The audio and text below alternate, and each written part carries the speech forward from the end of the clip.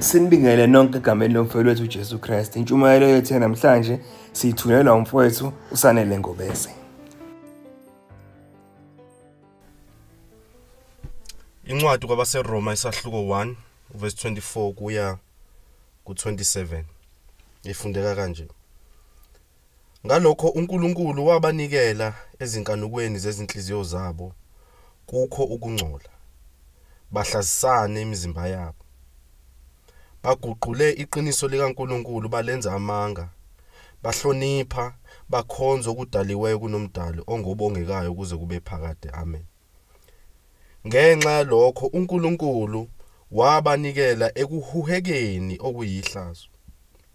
Ngokuba abesifazane babo baguqula ukwenza okwemvelo kwaba ngokuphambene nemvelo. Ngokunjalo nabesilisa bayeka ukwenza kwemvelo kowesifazane basha ngokukhanukelana. Abesilisa benza okuyichilo kwabesilisa bezitholela umvuzo ofanele ukuduka kwabo.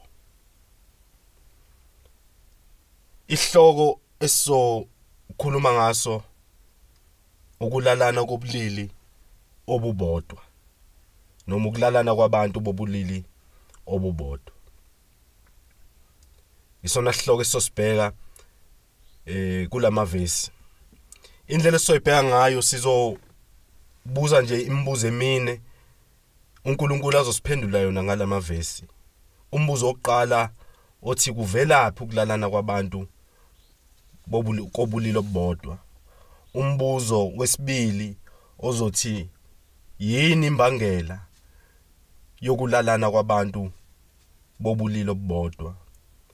Umbuzo wesithathu ozothi kuyimvelo yini ukulalana kwabantu bobulili obubodwa. Bese umbuzo wesine uzothi pho siyini isixazululo sokulalana kwabantu bobulili obubodwa. Umbuzo wokuqala kuvelaphi ukulalana kwabantu bobulili obubodwa. Uverse 24 wencwadi yabaseRoma ufundeka kanje. Ngalokho uNkulunkulu wabanikela ezinkanukweni zezinhliziyo zabo kukho ukungcola. Bahlazisane imizimba yabo. Isenze sisibonayo kuleli vesi ukunikelwa kwabantu benikelelwa nguNkulunkulu ebanikelela ezinkanukweni zezinhliziyo zabo. Yikuphi lokhu ukungcola kwenhliziyo? Ukuhlazisana imizimba yabo. Ngamanye amazwi ukuhlazisana imizimba kuvela ezinkanukweni zenhliziyo ezingcolile. Izinkanuko ezingcolile zivela enhlizweni. Kuqala kube yimizwa. Kuqala kube inkanuko engcolile. Umphumela walapho kube yisenzo esiyihlazo.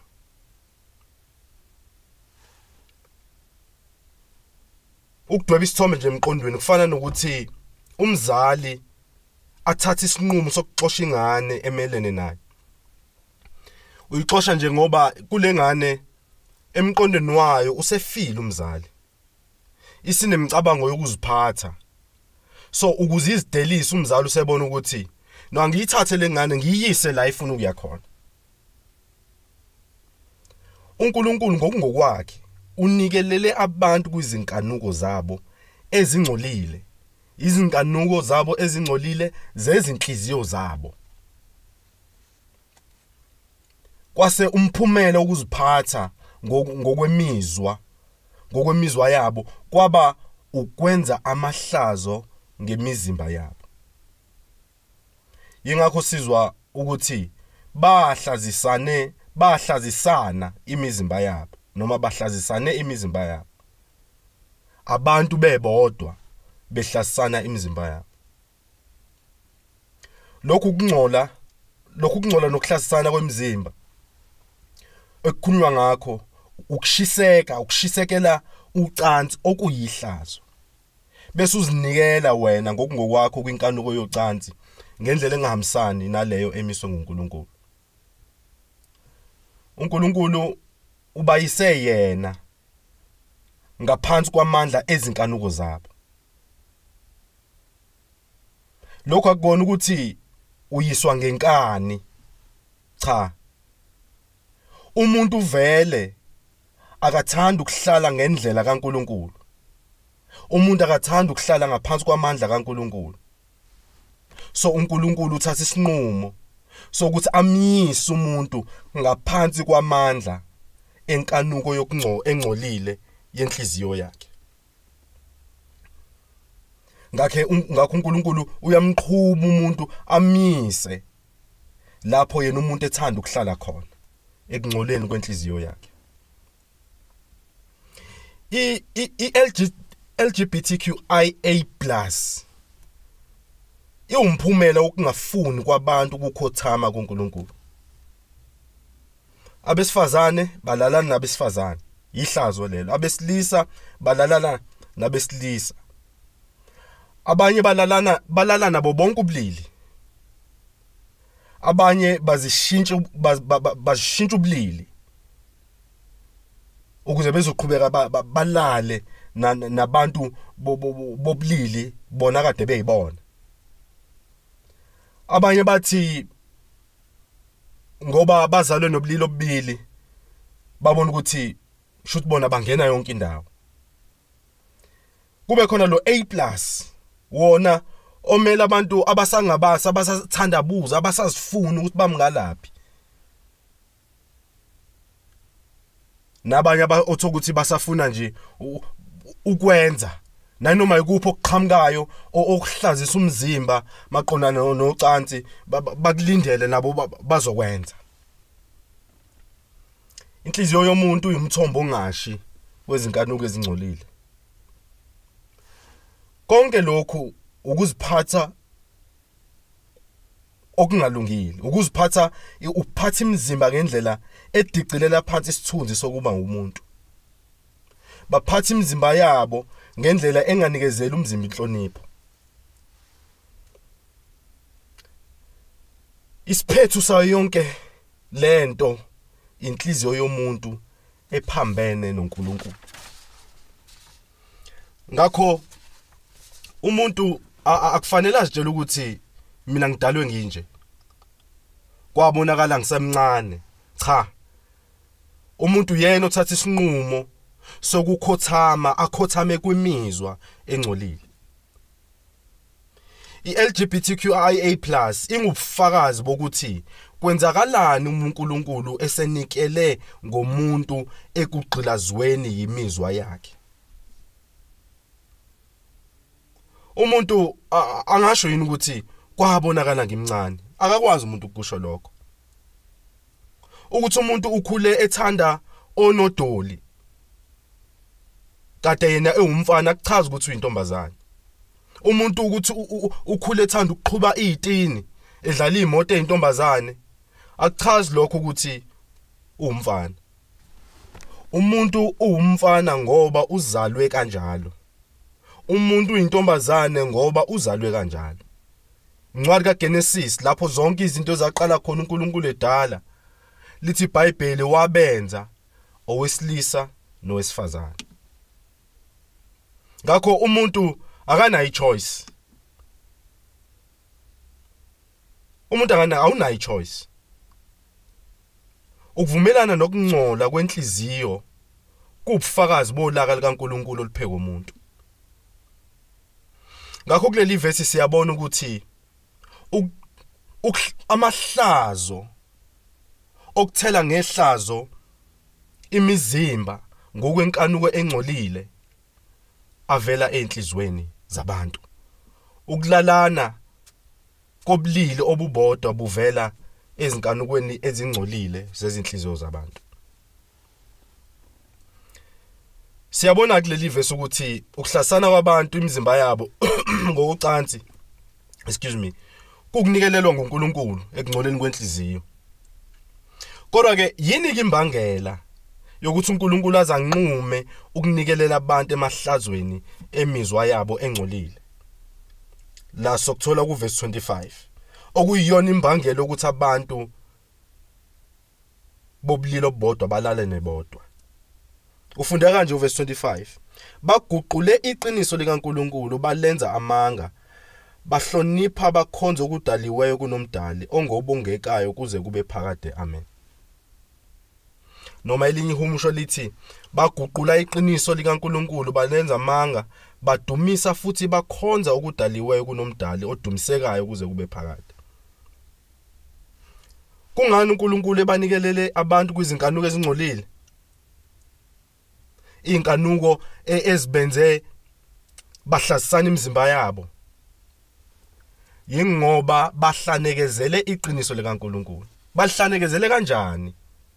Bayeke ukukhonza uNkulunkulu nokumdumisa uNkulunkulu, bakhonza izinto ezidaliwe.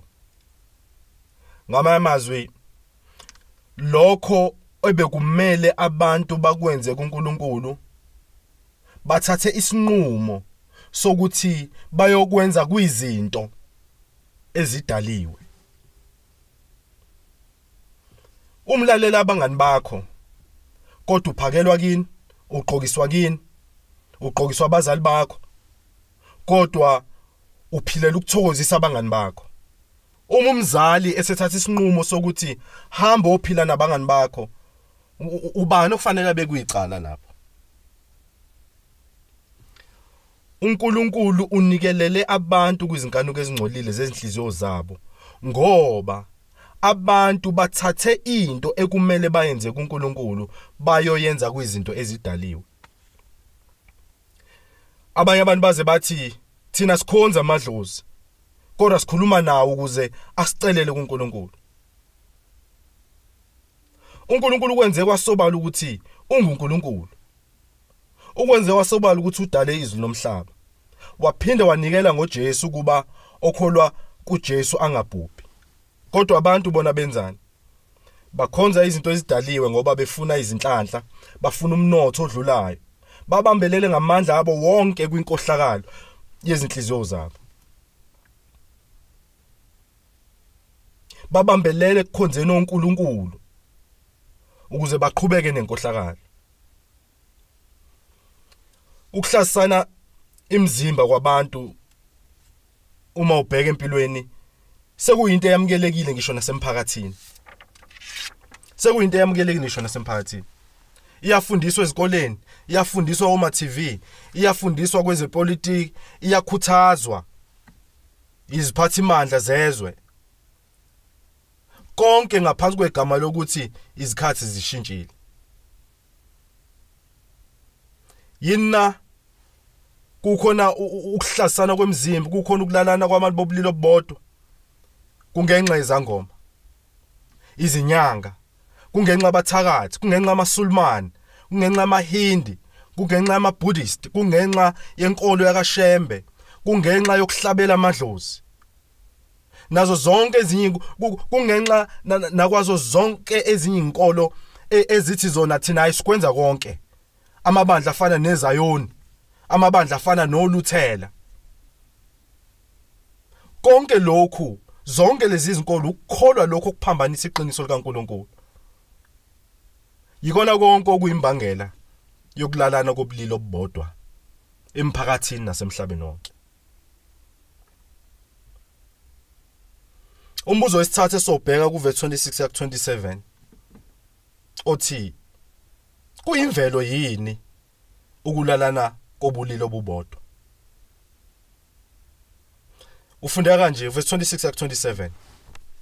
Ngenxa yalokho uNkulunkulu wabanikela ekuhwekeni okuyihlazo ngokuba abesifazane babo baguqula ukwenza okwemvelo kwaba ngokuphambene nemvelo.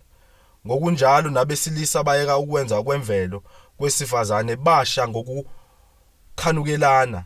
Abesilisa benza okuyichilo kwabesilisa, bezitholela umvuzo ofanele ukuduka kwabo.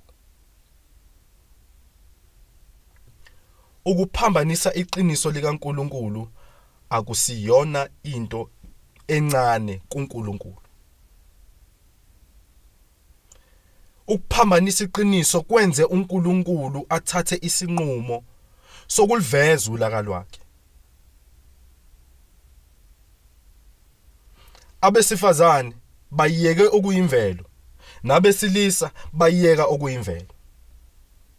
Benza okuphambene nemvelo. Yini le phambene nemvelo? ukushisekela ubulili obufana nobakho ukuthi wena ulale nabo ngokocansi. Ukwenza lokho akusiyona imvelo. Pho kuyini? Lithi iBhayibheli bezitholela umvuzo ofanele ukuduka kwabo. Kunesisho esithi umvundla ziyowunqanda phambili. Akusiyona imvelo lokhu, kodwa kuwumvuzo okuphambanisa iqiniso likaNkulunkulu lenza amanga. Uma ubheka kulama verse esiwafundile kunesabizwana esingumnini esithi babo. Sithi abesifazane babo. Lento ekhomba ukuthi ukuba ngaphansi kwale ngcindezi yalesono yokuthokozela lesono akuvelanga njengabantu laba abakwenzayo, kodwa kube ngenxa yabantu bonke ukuthi baphambanise iqiniso likaNkulunkulu. Bonke abantu bedukile, bonke abantu baphambanisa iqiniso. Bakhonza izithombe nokudaliweyo kungathi bakhonza uNkulunkulu. Bamyeka uNkulunkulu ongumdali. Bazakhela uNkulunkulu babo. Ngamanye amazwi imbangela yokulalana kwabantu bobulili obodwa, imbangela ukuthi kube khona iLGBTQIA+ ukuthi abantu izizwe zimelene noNkulunkulu. Kungakho kuvela imikhuba ephambene ngisho nanemvelo. Uma ungacabanga njengobani ushadelwe nomunye umuntu kodwa ukujabula komshado uyokunika umuntu angashadelwe naye. Zingacweba yini iziziba uma kungenzeka okunjalo? Abantu baphambanisa iqiniso likaNkulunkulu balenza amanga. Bakhonza okudaliwe. Bakubiza ngoNkulunkulu. Bakunika udumo lukaNkulunkulu. Sithi uNkulunkulu akenze njani? uNkulunkulu ophilayo, uNkulunkulu ongcwele, ongumdali. Elithi iBhayibheli umhlaba ungoka Jehova nokugcwala kwawo, izwe nabakhileyo kulo. Sithi akenze njani? Makabongwe adunyiswe uNkulunkulu ngoba uNkulunkulu akezwa ngabantu. Akekho ongatshela uNkulunkulu ukuthi enzeni. Mawufunda Isaiah 40 verse 14 ufunda kanje, welulakana nobani waze wamnika uqonda, wamfundisa indlela yobulungiswa, wamnika indlela yokwazi, wamazisa indlela yokuqonda na. Ukuthi uNkulunkulu aqhube abantu abayisezinkanukweni zemizwa yabo, lokho kusuke ebungcweleni bukaNkulunkulu nasothandweni lakhe uNkulunkulu oluzonda isono. Abantu baphendukezele iqiniso likaNkulunkulu. Ngalokho uNkulunkulu wabanikela yena qobo lwakhe ekuhuhekeni okuyichilo. Ukuheka okuyichilo iBhayibheli likushoyo likhuluma ngemizwa nemicabango eshisekela inkanuko eyihlazo neyehlisa isithunzi. And lokhu kuhuheka lelichilo lokwehliswa isithunzi yikona lokho ukuthi abesifazane bayeke ukwenza ngemizimba yabo okuyimvelo, banquma ukwenza okuphambene nemvelo. Kanjalo nabesilisa bashisekelana bodwa. Othola ukuthi bakhona abantu besifazane bayababona, kodwa abantu besilisa banquma ukuthi bafune ukuyoshada nabanye abantu besilisa. Well, kwaleyo umshado obulili obodwa akusiwona umshado. Lento ayisiyo, lokho akusiyona imvelo. Lokhu kukuhlazisa umzimba nokudicilela phansi isithunzi sokuba ngumuntu. Ukuvumela ukushisekela ubulili obubodwa ngokuthando kumvuzo wokuphika uNkulunkulu. Uphika uNkulunkulu onikele ngendodana yakhe ezele yodwa. Kuphambene nemvelo. Umbuzo wesine nongokugcina uthi siyini pho isixazululo sokuphunyula kulesono sokulalana kobulili obodwa? noma sini isixazululo sokuphunyulwa kwi-LGBTQIA+. Nasi isixazululo, yekela ukuphambanisa iqiniso likaNkulunkulu. Yekela ukuphika ubufakazi bukaNkulunkulu. Kunabantu abakholwayo emasontweni abahambe bemisa amatende nabo abathi basindisiwe abakhuluma ukuthi abantu banamadimoni okulala nobulili obodwa. Ayikho leyo nto. Yekani ukuhamba nisho njalo. Akukona ukushada nomunye obulili obufanayo okuzokwenza ukuthi kwamukeleke kuNkulunkulu ngoba ushadile. Ukushada nobulili obufanayo akusiwona umshado. Ungaba umshado ngokahulumeni, kodwa ngokaNkulunkulu akusiwona umshado. Kodwa lokhu kungahloniphi icebo likaNkulunkulu eliyisipho kubantu. Isixazululo futhi akukona ukuthi abantu ababulawe. Akekho uNkulunkulu umuntu uNkulunkulu akanikanga omunye umuntu ukuthi abulale omunye umuntu. Wonke umuntu ngisho akuthiwa uyisoni esixakile, wonke umuntu usemfanekisweni kaNkulunkulu. Pho kunqoba kanjani lokhu? Liyini ithemba lomuntu obishe kulesi sono? Incwadi kaJohane ukuqala isahluko 5 uverse 2-3 ifundeka kanje: ngubani onqoba izwe uma kungesiye okholwa ukuthi uJesu uyindodana kaNkulunkulu na? Nakho kunqoba. uNkulunkulu unikezele ubufakazi bakhe kubantu ngoJesu. Ngamanye amazwi, phendukani ezonweni zenu. Abantu bonke, ngakube uyalala nobulili obufanayo noma cha, kodwa phenduka. Ngoba kungenxa okungakholwa kwakho kukhona ukulalana kobulili obodwa. Uma kunguwe obishe kulesi sono, phenduka. Ukholwe kuJesu owanikelelwe esiphambanweni ngenxa yezono zabantu, uzosindiswa. Kunabanye abathi bayakholwa kuJesu ngabhabhadiswa, kodwa uthola ukuthi basaqhubeka kuona lo mkhuba lo. Baze babuzana ukuthi, can you be gay and still be a Christian? Or can you be a Christian and still be gay? Cha, akunjalo. Angeke uqhubeke emkhubeni okulala nobulili obubodwa kodwa uqhubeke uzibiza ngomKristu. Cha, akuhambi kanjalo. Akubona ukukholwa kuJesu lokho.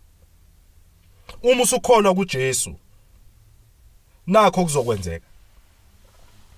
Masifunda incwadi kwabaseRoma 6. AbaseRoma 6 bafundeka kanje: futhi ninganikeli ngezitho zenu